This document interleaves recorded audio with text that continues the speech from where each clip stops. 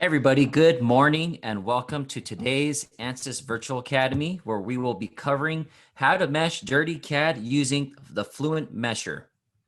My name is John Dow. I'm your host today, and I'd like to introduce you to Snehita Sakar, our CFD Applications Engineer. She's going to be walking you through what is a dirty CAD, how to mesh it, and what does this all mean to you in your workflow. Snehita, please take it away. Thank you so much, JD. Can you guys hear me? Yes, loud and clear.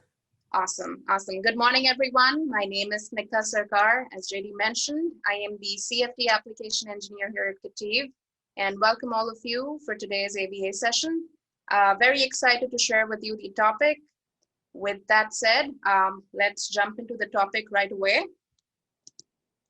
So I'll go over the agenda just to introduce it, and then we'll look into the basics of what we're trying to do here. So today I'm going to be introducing to you Ansys's mesh wrapping technology that we use for meshing dirty CAD geometries. This meshing technology in Ansys Fluent is called fault-tolerant meshing workflow, which is why I've used the acronym FTM. After introducing some basic concepts related to wrapping and FTM, I will move on to do two demonstrations. In the first case, I'll demonstrate the generation of a fault-tolerant mesh for internal flow purposes. And in the second one, I'm going to generate a fault-tolerant mesh for external flow. Now, to begin with, let's talk about what fault-tolerant meshing means. Now, fault-tolerant meshing is the meshing workflow that you would use within Ansys Fluent if you were to mesh a dirty CAD or geometry.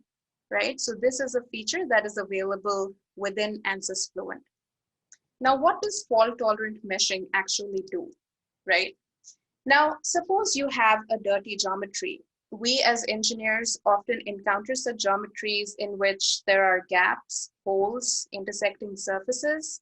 And usually, if we have to prep these geometries for a CFD simulation, we have to go in, clean it up, make sure that it's watertight, so that we can extract the fluid domain, right?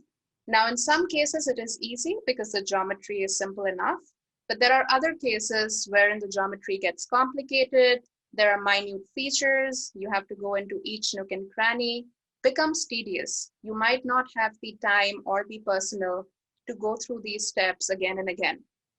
In that case, wouldn't it be great if you could completely bypass this step and directly go from an unclean geometry to a CFD mesh? Well, fault-tolerant meshing allows you to do exactly that, wherein you go from a dirty CAD geometry to a CFD mesh and generate a high-quality, efficient mesh while doing that. Now, what does the FTM workflow within Fluent let you do? It allows you to extract the fluid region through the concept of wrapping. And I will talk a little bit more about wrapping in the following slides and also while doing the demonstration so that you understand how it works. What it does is it wraps over these small faulty features, these gaps, these holes that we want to ignore, that we want to cover, but we don't have the time to do that manually. It also lets you patch a leakage area. If there is a large leakage area in your flow that you don't have the time to fix in the CAD file, then you can use the Fluent fault-tolerant meshing workflow to do that. And lastly, it will allow you to improve your surface and volume mesh behind the scenes with requiring a very minimal input from the user. So even if you're not a CFD expert, if you don't know how to go about improving the mesh quality, Fluent takes care of that for you. Wow, Snehita, that sounds like it's going to save a lot of time. Setting it up front like that. Yes, absolutely. That's the idea. So I'm going to talk a little bit more about the wrapping technology, and that's going to be key in understanding how Fluent does this job. On the right hand, you can see two images. On the top, you have a bag around which you have a tight shrink wrap. And here at the bottom, you have another picture about which I'll talk in just a minute. Suppose, for example, this bag, this suitcase is the geometry that you're working with, but it is dirty in terms of having holes, missing faces, gaps, and you don't want to spend the time to fix it manually. What do? You shrink wrap a surface mesh around it. What that does is it patches the holes, patches the gaps, so that fluid does not leak either from inside to outside or vice versa. Now, this is an external wrap wherein you are wrapping something over or outside the geometry. What if you wanted to wrap the geometry from within? That is explained in the second case over here, which is similar to what you would see in blow molding, right? So you basically inject a fluid which occupies the domain inside, and this covers any leakages or patches through which flow could go in from outside or vice versa again. Now, an important thing to remember about this wrapping technology is that even though the mesh that is generated tightly conforms to the external or internal geometry, sometimes because of the local sizing function of the mesh generated, you could glance over tiny features. For example, there's a protrusion, but the mesh size is too big or too small for it, then it might be glanced over while generating the mesh. Now you have to decide as a user whether that feature was important to retain. If not, then you can just go ahead with the mesh that is generated using FDM and then proceed to do your CFD simulation. If it is an important feature that you would like to capture in your flow domain, then you will have to adjust the sizing accordingly so that it doesn't get overlooked. To explain the concept of size function and also the basics of how the mesh wrapping technology works behind the scenes, I have over here on the right an image. Suppose you import a geometry inside the fault-tolerant meshing workflow. This geometry is comprised of outlines that are depicted in white, black, and green. Now you can see this geometry is not perfect. Why? Because it has gaps between the white and black line over here and also over here. So this is an unclean, dirty CAD that we've imported. How does Fluent tackle mesh wrapping around this geometry? What it does is it creates an underlying background Cartesian grid, as you can see in the white cells over here. Now this grid is not arbitrary.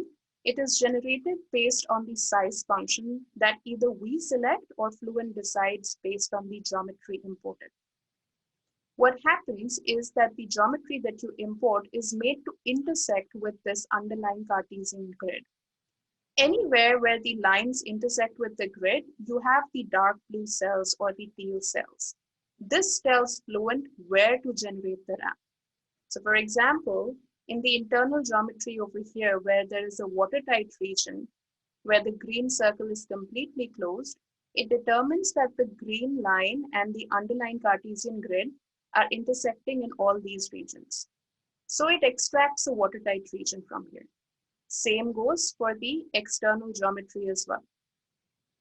Now keep in mind that there's a leak over here and the adjacent cell, which shows up as an intersecting dark blue cell, is slightly touching both the black line and the white line. Because it is touching the black line and the white line, it shows up as blue, which is an intersecting cell. Now, what if this cell was too small? What if we could fit in an entire square between the black line and the white line without intersection? Well, then it would not be a dark blue cell because it wouldn't be intersecting. In that case, Fluent doesn't know how to cap this region or extract a watertight flow domain from here. If Fluent doesn't know how to do that, flow will either leak out from inside to outside or vice versa. Which is why I talked about the importance of size function. If your gap is, if your size function is smaller than the geometry gap, the mesh will leak. So we want to be careful about the sizing that we choose. There could be another situation in which you do want to capture the gap between two geometry lines. However, your cell sizing is too big, which is why that feature is completely overlooked and patched. Now that gap may be leading your flow from one region to another, and you might want to capture it. But if your cell sizing is too big, you will end up overlooking it. So in both the cases, you need to be careful about how your flow domain is generated. And there's a very easy way of previewing that in Fluent, which I will show in the demo. Another important concept before we do the demonstration is the concept of a material point. Now, because these geometries are unclean and have openings, somebody needs to tell Fluent where the flow domain actually exists. Is it within the confines of these lines? Is it outside the confines of these lines? Basically define whether your problem is an internal flow problem or an external flow problem.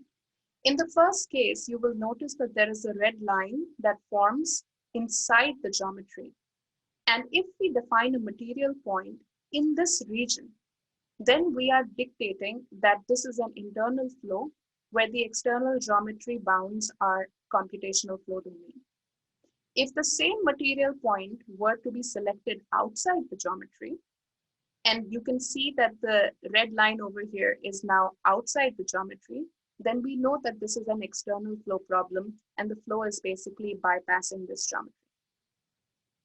So this is an important concept again that we will use while doing the demonstration. So with that, I'm going to move on to the demo now. There are some more important concepts that one needs to know about when setting up the FTM workflow. I will talk about it briefly as and when I do the demonstration. But if you need more specific material about those steps, then please do send us an email and I'll be happy to provide you that information. So let me share another tool.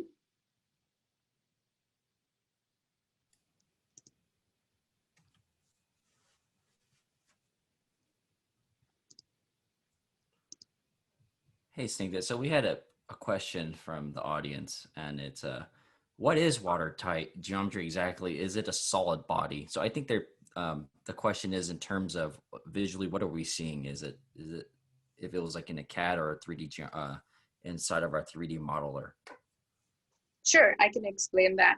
So a watertight geometry, for example, can you guys see my space plane? Yes. Okay. Yep. So for example, I have a random geometry over here. This is an inlet manifold, right? If this geometry were completely clean, I would have a surface over here, and I would have 3 surfaces at the outlets over there. And this geometry would be completely closed so that we could extract the flow domain without having to do much. So there would be no gaps, no leakages, no holes like this over here, no intersecting surfaces over here. So anything that is clean, ready for preparation for pre-processing for a CFD simulation, wherein the fluid flow domain is not leaking, would be a watertight geometry. So if, for example, you wanted to do an external flow problem, and this was a complete solid, okay, and you build a cuboid around this geometry to represent the bounding box or the ambient conditions, then if the box is completely closed and this is a complete solid, then again, that would be a watertight geometry. So wherever the fluid flow domain is clearly defined without it leaking through gaps or holes or intersecting surfaces, that would qualify as watertight. So Snigdha, if I had a water basin with an open top, that wouldn't be considered watertight, correct? Because the fluid's being replaced with air, for example?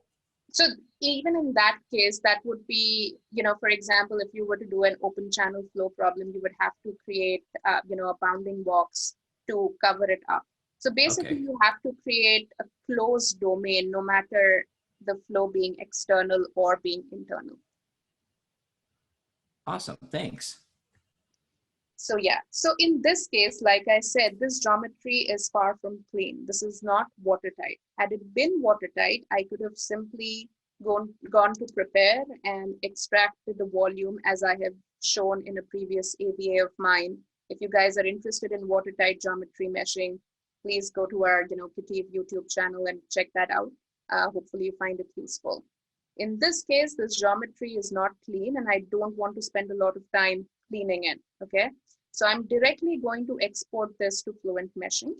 So right now, this is a space plane file. I'm going to save it in a particular format. So I go to Save As, and in Save As type, I choose FMD, which is FM database. The reason I do that is because I just want to make the transfer process quicker. But with the recent Fluent versions, the geometry import is more flexible, so you can use different formats as well. In options, if you're doing this for the first time, you might want to select fine in the facet resolution, and that is because we're going to be using a wrapped mesh around this geometry. So we want the resolution to be as fine as possible. So I'm just going to go ahead and select OK. And then I'm going to save this as trial 2. I'm going to go ahead and do that. After doing that, I'm going to share the Fluent meshing window. Let me know when you can see it. John, can you see my Fluent window?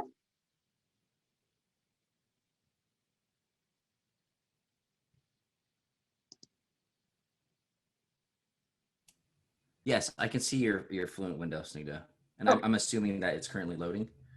I haven't loaded it yet. Just wanted to confirm that the window is showing. Okay, so I am in the Fluent meshing workflow GUI, and this is different from the Fluent Solver GUI. Again, I have explained this a little bit more in detail in the watertight geometry AVA. So if you wanted to take a look at that, it might help you just getting familiar with the overall GUI. So right now we're going to use the fault-tolerant meshing workflow. So over here on the left, where you see the drop-down menu for choosing the workflow type, go ahead and choose fault-tolerant meshing. Now, as soon as you choose fault-tolerant meshing, what you will notice on the left here is a series of tasks that have been outlined.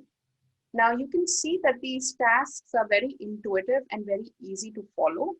What they basically give you is a top-to-bottom approach of how to proceed with the fault-tolerant meshing and eventually generate the volume mesh. So even new CFD users or new Fluent users will find this very easy and intuitive when they actually try it out. So right now I'm going to go ahead and finish the first task, which basically asks me to import the CAD. So I'm going to go ahead and click on that. It's going to ask me for the CAD file. So I'm going to browse to the location. And I think I saved it as trial 2. So I'm going to go ahead and do that. And I'm going to go ahead and hit load.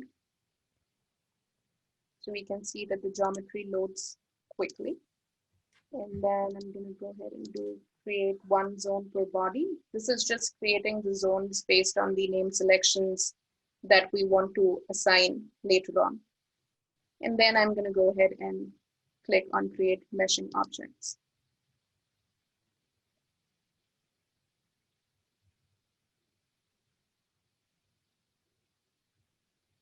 And I am using 8 cores on my computer, and this is Fluent 2020 R2 in case anybody was curious about the version that I'm using right now. If at any stage, the meshing takes a little bit longer, I might switch to a mesh that has already been created, but rest assured the steps are the same. So I won't be omitting anything. So as I mentioned, the geometry that was dirty gets transported to Fluent as it is. You can see that there's a hole over here that needs to be patched.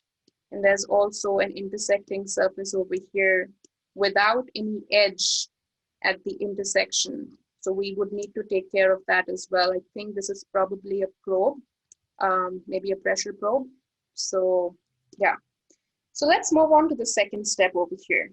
We have to describe the geometry and the flow. Now this is the first demonstration. So this is a demonstration for internal flow. So I'm going to go ahead and select internal flow through the object. And then it asks me, would you like to create caps? Now, what are caps? Caps are something that I would have to create in order to close the domain, right? So in this case, because everything is open, I will have to create the caps, right? So I'm just gonna stick with yes. Do I want to add local refinement? For now, no. Do I have any extra surfaces? No. So I'll just go ahead and describe the geometry in flow. And it asks me to cap the geometry. So this is my inlet and these three are the pressure outlets. So I'm gonna go ahead and select the inlet surface that needs to be capped from this drop-down list. These names, inlet, outlet 1, outlet 2, outlet 3, they are coming from space claim. So if you only define the adjacent face to your inlet, that should do the trick. So you don't have to do much in space claim. So you can see as I hover over inlet, the inlet surface gets highlighted in yellow, right? So I'm just gonna go ahead and select inlet, and I'll change the name to inlet 1, and I'll go ahead and create a cap. Once I do that, a cap is created and it closes off this part. I can do the same thing for the outlet as well. So I'll just quickly change this to pressure outlet. Let me do that really quick.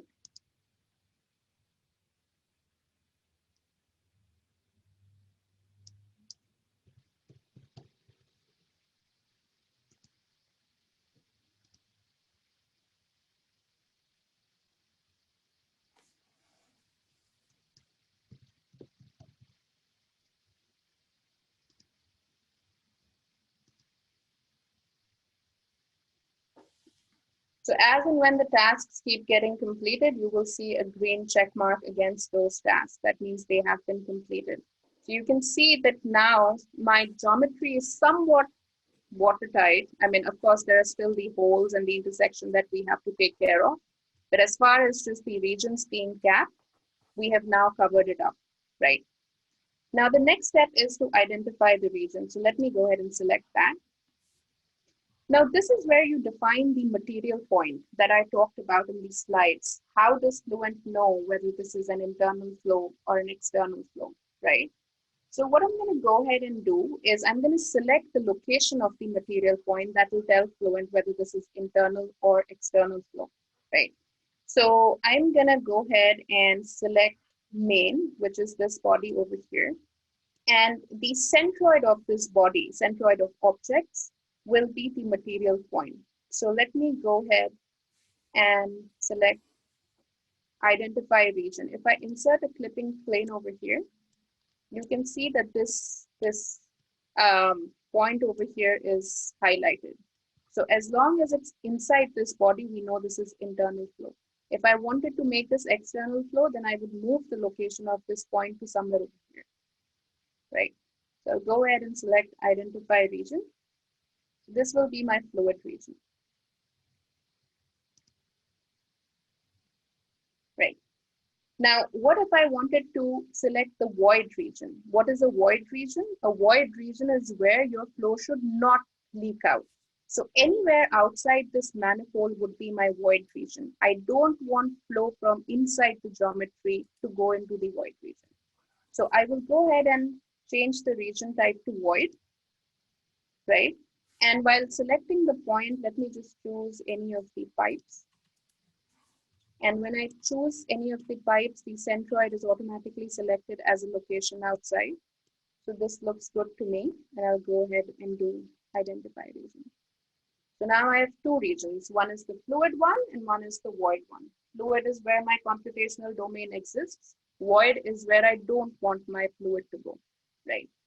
Now the next thing is to define the leakage threshold. Now, what is a leakage threshold? This is a concept that I was talking about while mentioning that there might be other things that you need to take care of in your geometry. So let me remove the clipping plane for a second. You can see that there's a hole in this domain. Ideally, if I were to clean this up in space claim, I would go and fill this out. But I didn't have the time to do that. I want to fix it within Fluent itself. How do I do that? I know the dimensions of this hole. Okay, this is, I think, approximately 4 millimeters in diameter. I know this because I've worked with this file earlier. You can, of course, measure your leakages, your gaps in space claim before exporting it out to Fluent. Now, if I wanted to patch this or to cover this, then I want to enter a leakage threshold that is greater than 4 millimeters. That means you're applying a Band-Aid that is bigger than the hole that you want to patch, right? So if I am able to specify that leakage threshold dimension, then that takes care of this particular gap.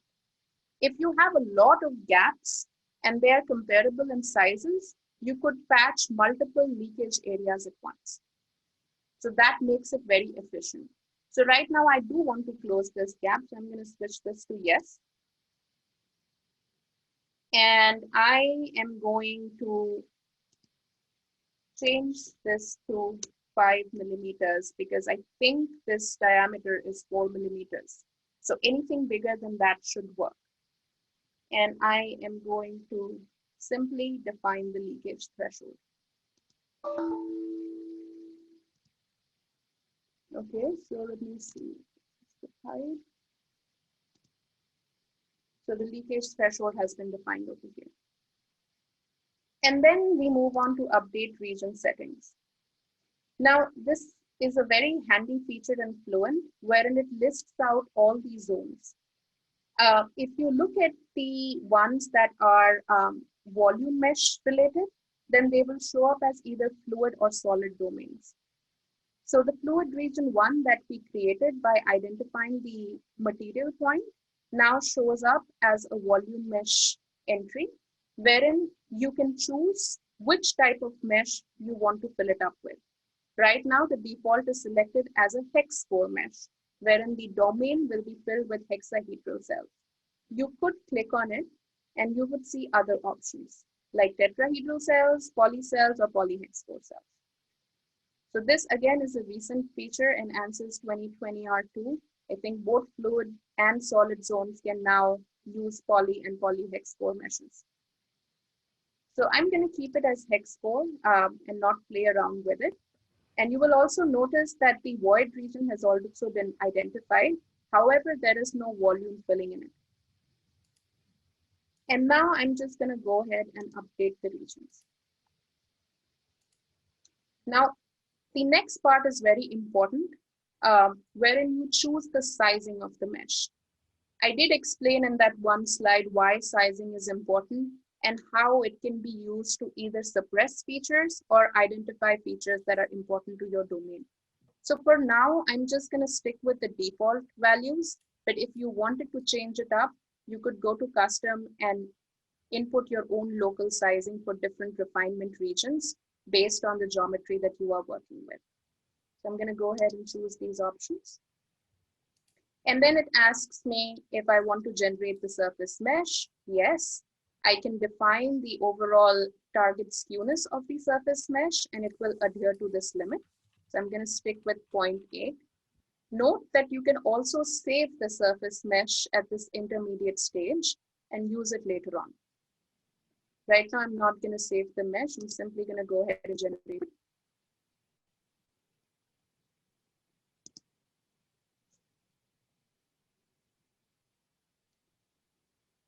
What is the preferred CAD format to get a watertight geometry for CNC programming in many CAM softwares?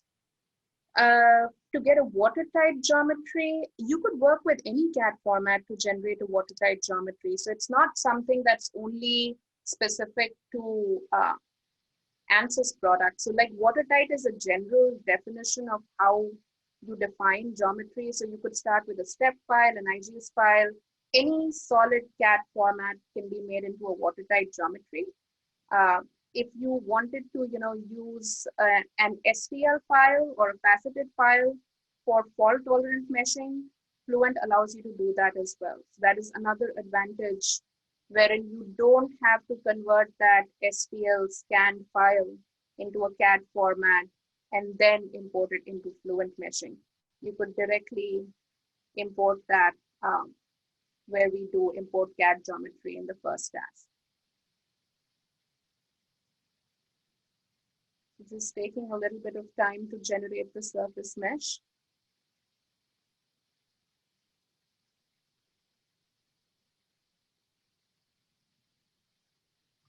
So you can see that the gap over here that we had has now been patched, right?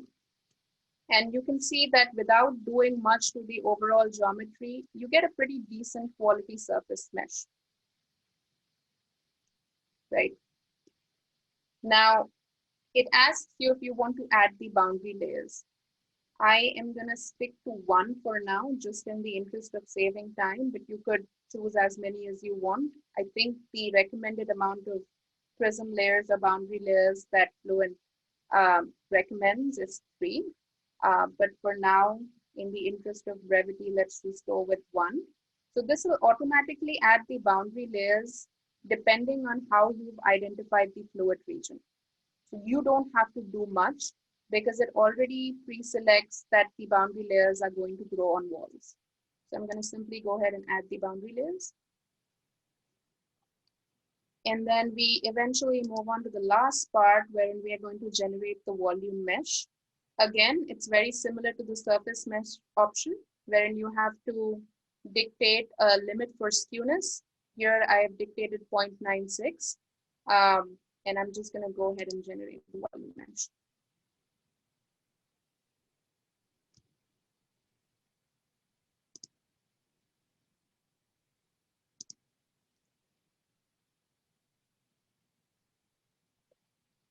So this takes a little bit of time, but it's much faster than some of the other tools and softwares out there that will take a lot of time to generate a volume mesh where you're not even sure about the quality or the count.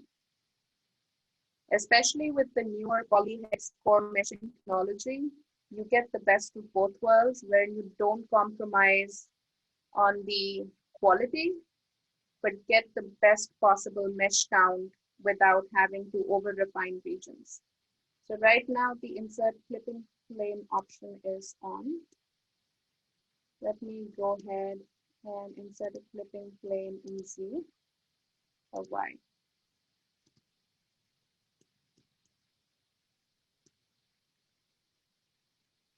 So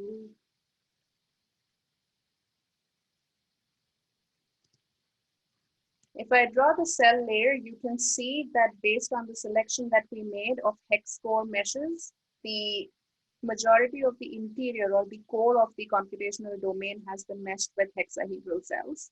We selected just one prism layer or the boundary layer for the purpose of this demonstration, so you can only see one. However, if you had selected more would show up. And it was like, it took me 10 minutes to make this mesh without having to clean up anything.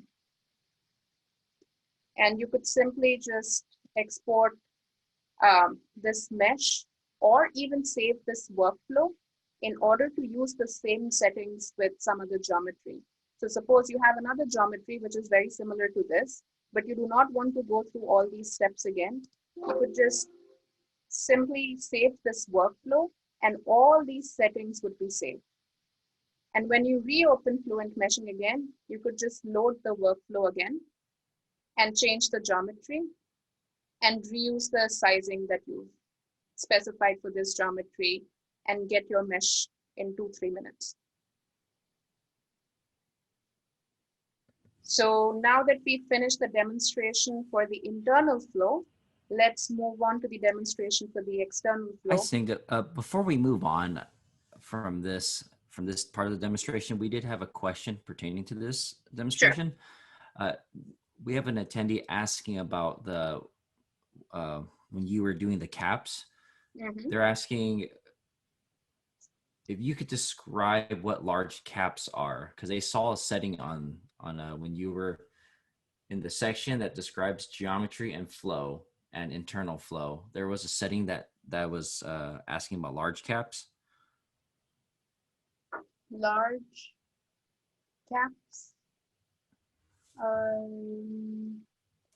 I don't see it here, and I don't know that off the top of my head. Okay. But what I can do is I can check on it and revert back to the attendee who's asked the question for sure. Sure. Yeah. Okay. We'll contact the attendee directly after Sure. this AVA.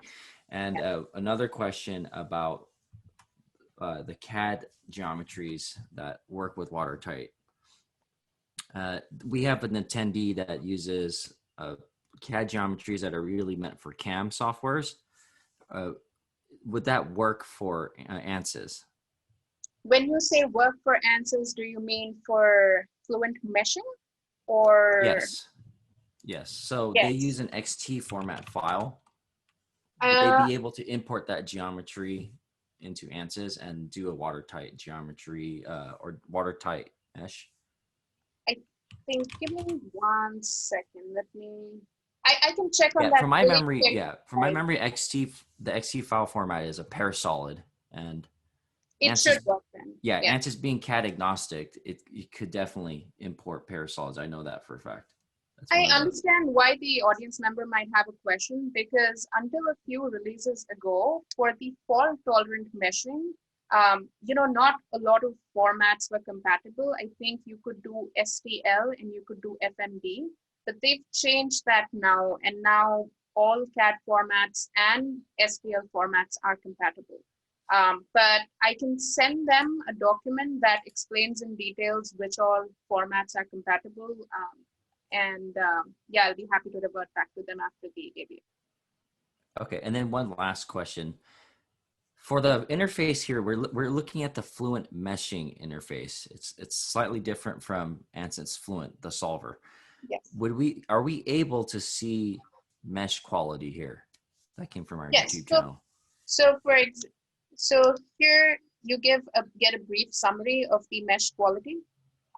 So usually I look at skewness and the orthogonal quality or the aspect ratio, but you could also just go here and then check quality, and that would give you the same results.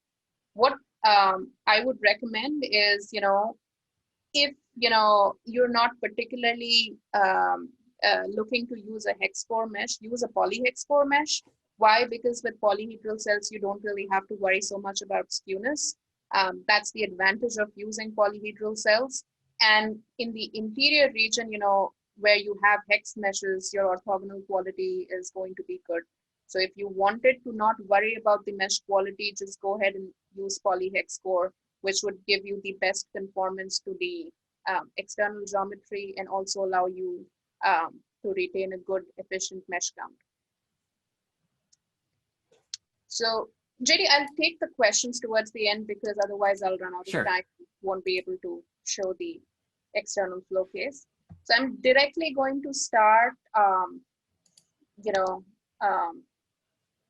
another case over here. So let me just go ahead and import the external flow geometry.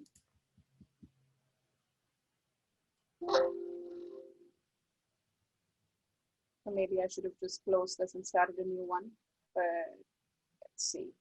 So I'm gonna select this geometry over here.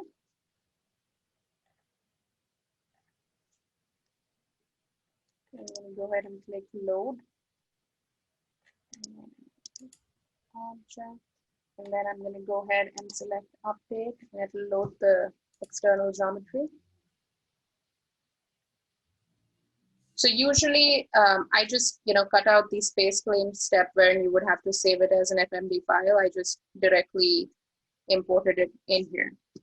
So what you see over here is an airfoil, a simple airfoil.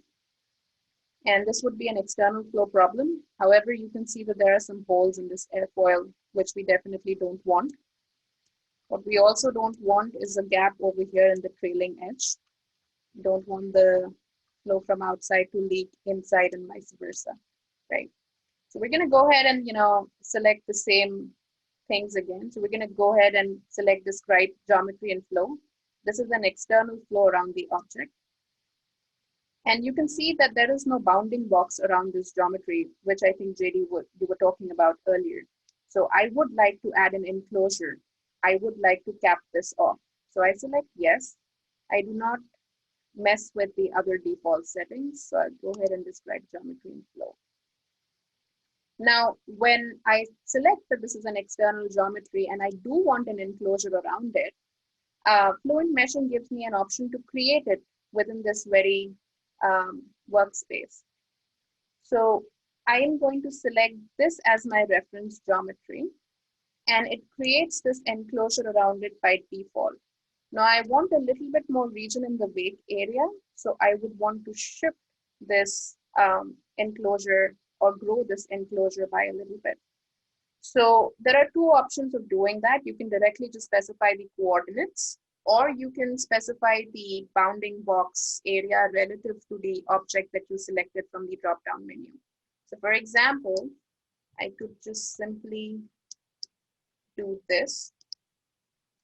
And you see how the dimensions of the bounding box have changed based on my ratios that I've entered here. Now I would actually want to increase the Y and Z as well, but in the interest of saving time, let me just stick with this domain. This is just for demonstration purposes. This is not a direction on how to do the CFD accurately. I'm sure the CFD engineers would know about this. So I'll just go ahead and create the external flow boundaries. And as soon as I do that, there's a box that gets created, right? So then it asks me to identify the regions, right? So again, I have to choose where is my flow. Is it internal to the geometry or is it external to the geometry? So initially I would want to select the fluid region, right? So I go ahead and select the tunnel. And if I select the tunnel, then the centroid of object is at this point over here, which is outside my geometry. So this works because this is external flow. And I'll go ahead and identify the region. Okay, I'll select this as fluid region 2.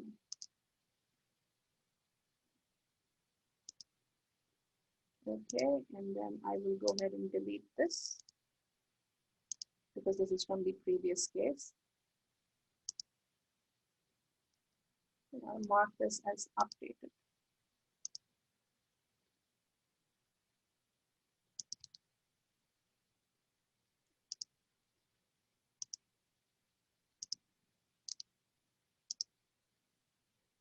Okay, and then after creating the fluid region, I'll have to create a void region to tell Fluent where the flow isn't supposed to go. So I'll go ahead and select the region type as void. And then instead of selecting the tunnel as the object of centroid, I'm going to select this guy over here. And I select this guy over here, you can see that the point is somewhere inside the geometry. So that works in my case. If you wanted to look at the coordinates of this point and move it, you could also do that. So if I click on this view exact coordinates box, it shows you where the point is located right now. And if you wanted to move it left, right, center, top, you could just play with these settings over here. So for this case, I don't need it. I'm just going to go ahead and identify the region. Now define leakage threshold. Because we have these holes over here that we want to cover, I would have to specify a leakage threshold that is bigger than these holes so that it can patch over. So I am going to choose design 4 as the object, and I'm going to put in 48.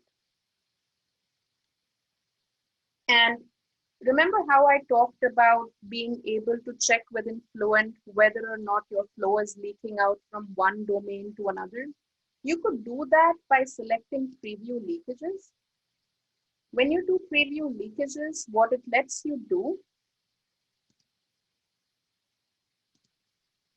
is it lets you check whether your flow is leaking from one domain to another. So for example, if you move this slider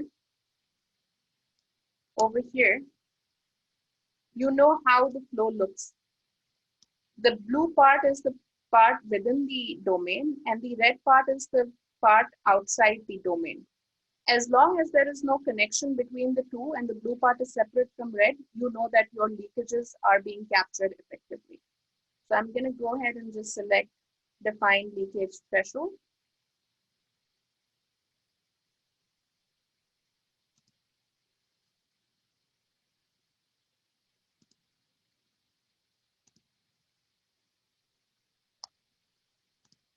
Just the leakage one.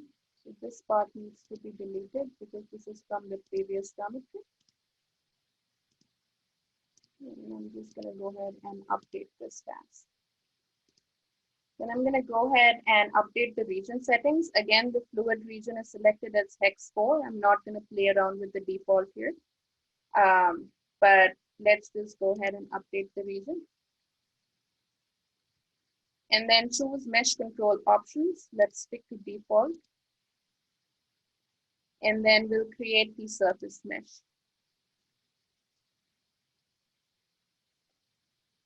If you wanted to play around with sizing, suppose, for example, I have not selected the correct value for leakage threshold. 48 is either too high or too low. Then I could simply go to add local sizing and create other customized tasks and sizing options so that my geometry is accurately captured.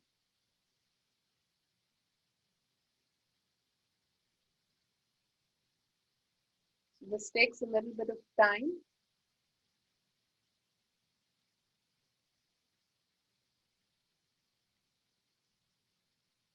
But a lot less time than actually going into the geometry and cleaning everything up.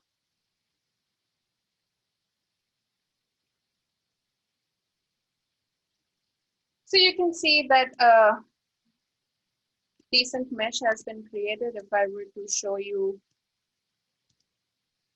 the clipping plane over here, you could see.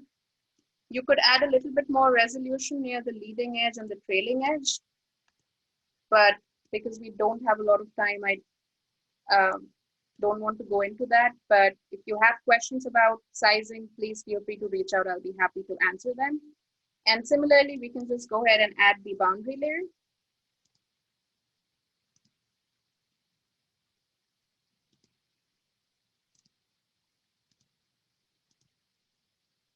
And then eventually just generate the volume mesh.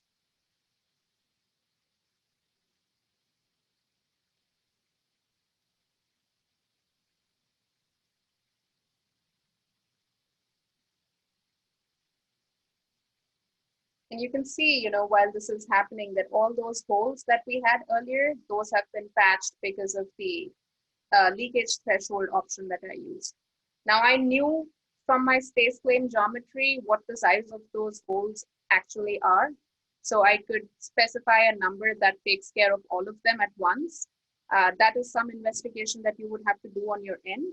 But once you know that number, then it takes care of a lot of faults in your geometry quickly. And you can see over here how the mesh has been generated. And with Fluent meshing, what is an important feature that I wasn't able to showcase in this particular demonstration is that you can also specify regions of refinement using body of influence, wherein, for example, if you wanted to have different regions of refinement to capture the weight correctly, then you could specify different regions, which are called bodies of influence.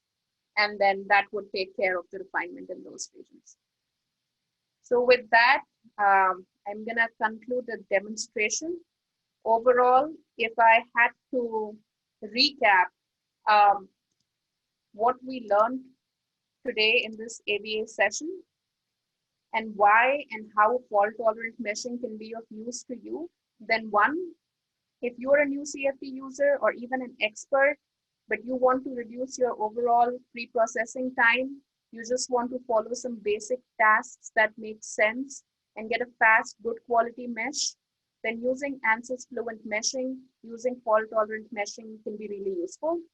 If you have a lot of different geometries that are complex, complicated, you don't want to spend the time to defeature them, then again, use fault-tolerant meshing. You can directly use tessellated scan data without having to convert it into solid CAD formats and generate a fault-tolerant mesh. And lastly, with the newer updates in Fluent, both poly and polyhex4 mesh types are available for you to explore and use and generate a great quality mesh. So with that, I conclude today's ABA session. And JD, do you want to talk a little bit about your next area while I take a look at the questions?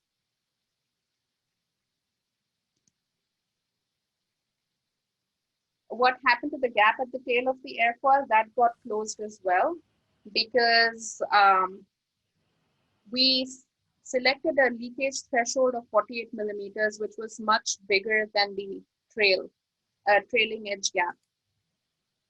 So if I go ahead and show you that. Oh, Snigdha, you're still sharing that. Okay. That's good. Yeah. Yeah, we can see it now. Basically that area got closed off. Had it not been closed off, then basically the mesh would have penetrated inside. So because we specified the leakage threshold of around 48 millimeters, that not only took care of the holes, that also took care of that trailing edge gap.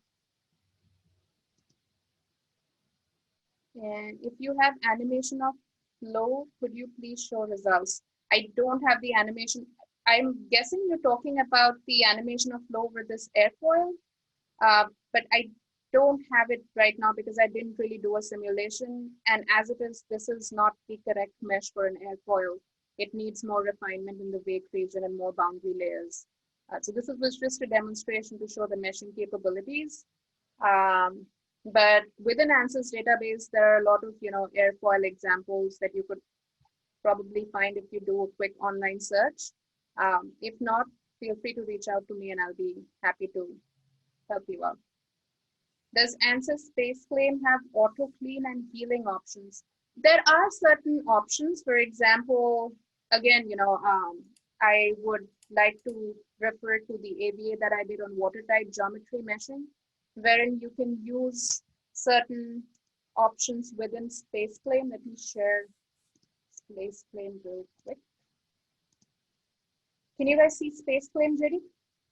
Yes, I can see Space Claim. So there are some options in the prepare section. You can automatically take care of interference. You can take care of bad faces. When you go to repair, you could use stitch, gaps, and missing faces. And it does automatically identify some of those errors in your geometry and fixes it for you.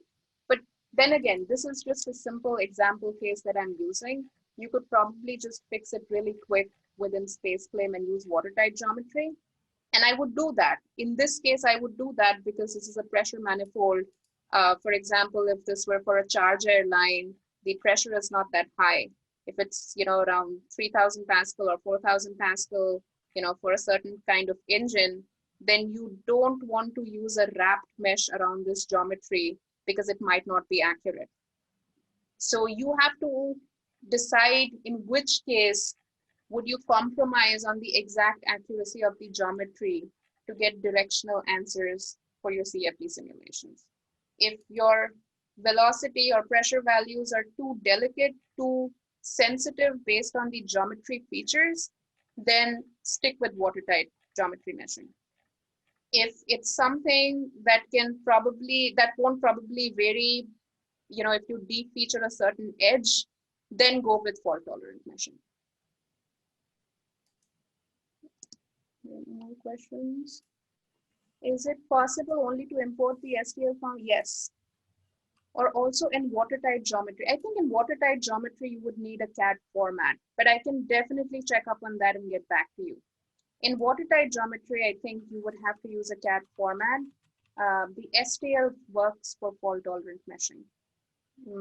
But let me double check on that and get back to you.